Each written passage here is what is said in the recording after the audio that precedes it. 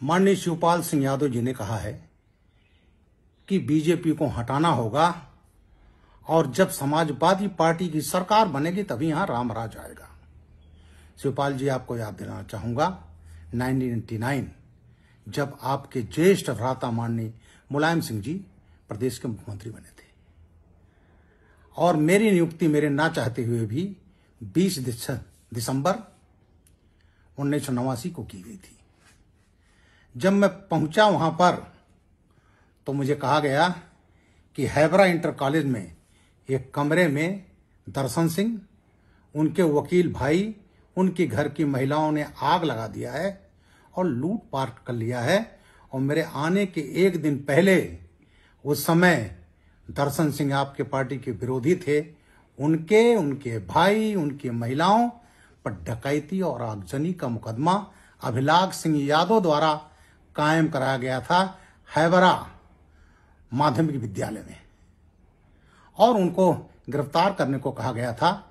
जब मैंने देखा कि यह मुकदमा फर्जी है, आप लोगों ने कमरे में खुद आग लगाकर मुकदमा कायम कराया, तो हमने मुकदमा गिरफ्तारी करने से इनकार कर दिया था।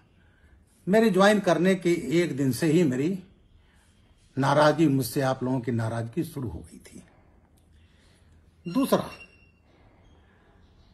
उसी समय माननीय मुलायम सिंह जी ने कहा कि हमने सत्ता परिवर्तन कर लिया, अब हम व्यवस्था परिवर्तन करेंगे। अब व्यवस्था परिवर्तन का कुछ नमूना कहा गया, इटावा के प्रत्येक आदमी अपने को मुख्यमंत्री समझे।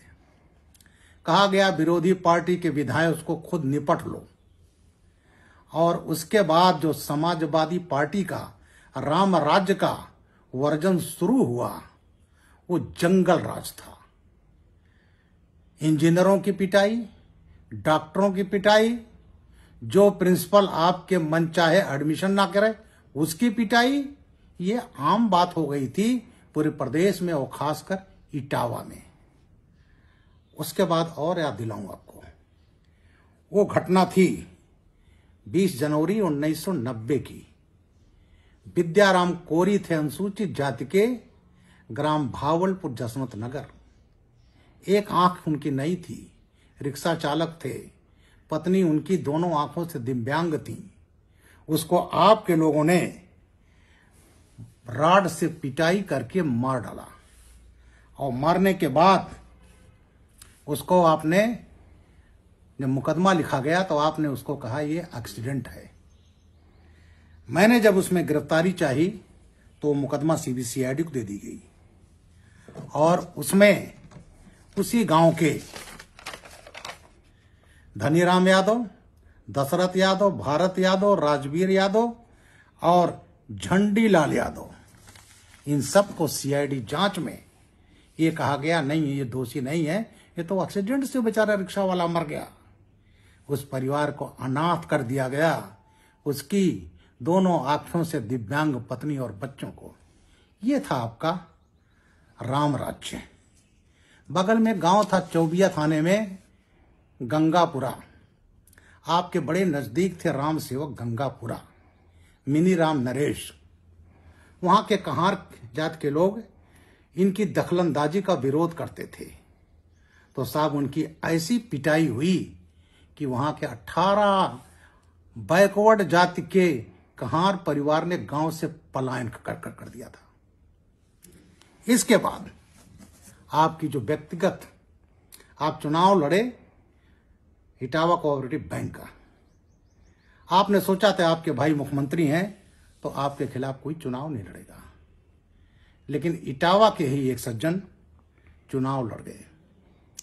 आपने तहसीलदार पर दबाव डालकर अपने को निर्विरोध डिक्लेयर करा लिया और जब विरोधी पार्टी जो आप ही के गांव के थे उन्होंने विरोध किया तो आपने तहसीलदार कोर्ट में उसको मारा पीटा और मारपीट करके उल्टा तहसीलदार से मुकदमा लिखवा दिया कि इन्होंने सरकारी काम में बाधा डाली। मेरे ऊपर दबाव डाला गया था गिरफ्तार करिए, मैंने कहा झूठा है, नहीं करूंगा। मुझसे नाराजगी और बढ़ी। अब आती है 8 अप्रैल 1990। मुनीब सिंह यादव मेरे पास अपनी पत्नी के साथ आए थे कि साहब उनकी जमीन है ITI इटावा के पास में, उस पर आपने, आपके सैफई के लोगों ने उस कीमती जमीन पर कब्जा कर लिया था। मैंने थाना सिविल लाइंस पर मुकदमा कायम कराया। 9 अप्रैल 90 को आपके गांव के लोग और आपके साथ रहे लोग, मुख्य लोग गए कब्जा करने। शाह आलम खान ने 20 लोगों को गिरफ्तार करके थाना सिविल लाइन आए थे, जो थाना अध्यक्ष थे। उसके बाद आपके गांव के प्रधान, सैफई के प्रधान दर्शन सिंह यादव जी, और इसके अलावा वहां के सैफई के बाबूराम यादव जी और करहल के विश्राम सिंह यादव, ये थाने पर गए। थाना अध्यक्ष से मारपीट किया, और जब मारपीट किया तो थाना अध्यक्ष ने उनको भी बंद कर दिया। उसके बाद शाम को 5 बजे आप गए थे। 100-150 हथियार बंद लोगों को लेकर के थाने पर हमला किया था, जैसे आतंकवादी और नक्सलाइट हमला करते हैं। थाना अध्यक्ष को पीट करके जमीन पर डाल दिया गया था, पूरा थाना भाग गया था। उसके बाद आप उस समय डीआईजी रहे, वो डीआईजी नहीं थे, एसपी थे, लेकिन चूंकि आप लोगों के लिए अनुकूल थे तो उनको डीआईजी रैंक में, जेएस गोंगेस को एसपी रैंक में डीआईजी बनाया गया था। वो तुरंत पहुंच गए और सीधे वो उस बेचारे पिटे हुए थानेदार को देखने नहीं आए, आपके घर पर गए थे। और जो लोग थाने से छुड़ा लिए गए थे, उनसे 4 के कहने पर उनके खिलाफ, थाना अध्यक्ष के खिलाफ 4 फर्जी मुकदमे कायम कर दिए गए थे। उसके बाद जब डीआईजी आए और मुझसे कहा कि चाहते हैं मुख्यमंत्री याद शिवपाल को क्लीन चिट दी जाएगी और शाह आलम खान थानाध्यक्ष को जेल भेजा जाएगा, जिसको मैंने मना किया था। और आपके ऊपर थाना सिविल लाइंस में 9 अप्रैल 90 को धारा 147, 148, 149, 224, 225 क्रिमिनल अमेंडमेंट एक्ट आदि की धाराओं का मुकदमा कायम हुआ था। दूसरे दिन सीआईडी की टीम आ गई और एसके रिजवी थे, उसके एसपी, नथु सिंह यादव थे डिप्टी एसपी, चौहान इंस्पेक्टर और सुंदरलाल मौर्य इंस्पेक्टर।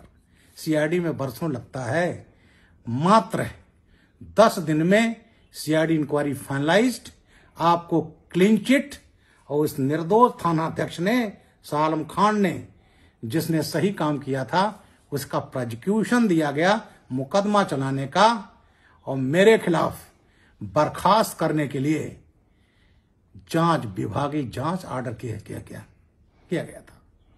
और वो इटावा की मेरी 80 दिन की पोस्टिंग मैंने अपने पूरे जो सेवा काल था उसमें भुगता। और जहां मौका मिला, जब आपकी सरकार आई तो बड़ी लंबी कहानी है, उसको मैंने भुगता। और अंत में अखिलेश यादव जी ने मेरे खिलाफ एक आतंकवादी के मरने पर 19 मई 2013 को बाराबंकी में मर्डर का मुकदमा कायम किया। तो आप जो बता रहे हो, तो आपके जो पहली समाजवादी पार्टी जिसमें जनता दल कहलाती थी, उसकी सरकार बनी तो व्यवस्था परिवर्तन के नाम पर अत्याचार हुए और पूरे प्रदेश में हाहाकार मच गया, अपहरण का धंधा शुरू हो गया, और सबसे बड़ा केंद्र बिंदु था इटावा। बड़े बड़े गैंग पनपे और यहां की जनता त्राही त्राही करने लगी। उसके बाद 91 में फिर जब चुनाव हुए, उस समय फिर माननीय कल्याण सिंह जी यहां के मुख्यमंत्री बने, तब जाकर प्रदेश में एक माहौल हुआ। ये एक छोटी सी वानगी है कि आप लोगों का राम राज्य क्या है। तो मैंने सोचा कि व्यवस्था परिवर्तन जो 1989 में आपने शुरू किया था, उसकी वानगी दूंगा, बाकी अगले वीडियो में।